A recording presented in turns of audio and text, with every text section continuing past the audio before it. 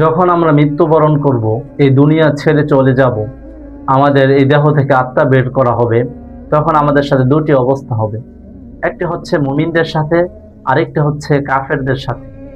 যারা কাফের, যারা আল্লাহ তাআলার উপর বিশ্বাস স্থাপন করে না, যারা আল্লাহ তাআলাকে বিশ্বাস করে না, তাদের আত্মাকে বের করার জন্য একদল ফেরেশতা আসবে, যারা বিকট আওয়াজ করতে করতে আসবে, যাদের শরীর থেকে দুর্গন্ধ বের হবে, যারা অত্যন্ত ভয়ঙ্কর চেহারা নিয়ে তার সামনে হাজির হবে। তাদেরকে দেখেই ওই ব্যক্তি অনেক ভয় পাবে।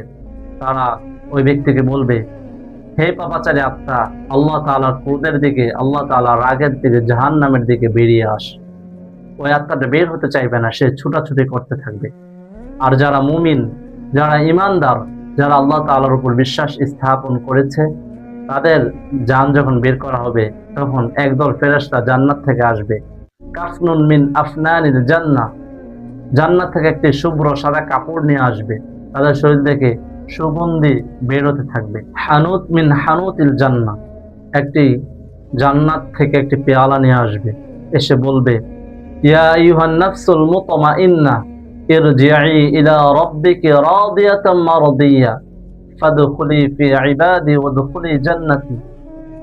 হে আল্লাহ তাআলার প্রিয় বান্দা, তোমরা আল্লাহ তাআলার সন্তুষ্টির দিকে, আল্লাহ তাআলার ভালোবাসার দিকে, জান্নাতের দিকে আসো।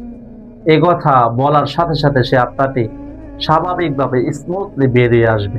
প্রিয় বন্ধুরা আমার, আমরা সবাই তো সেই দিনের অপেক্ষায়, আমরা সবাই তো আস্তে আস্তে সেই দিনের দিকেই অগ্রসর হচ্ছি। আমাদের সবার এই দেহ থেকে আত্মাটা বের হবে।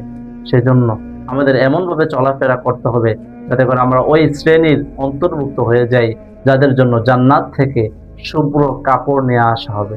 আল্লাহ সুবহানাহু ওয়া তাআলা আমাদের সকলকে ওই শ্রেণীর অন্তর্ভুক্ত করে নিক। আমিন।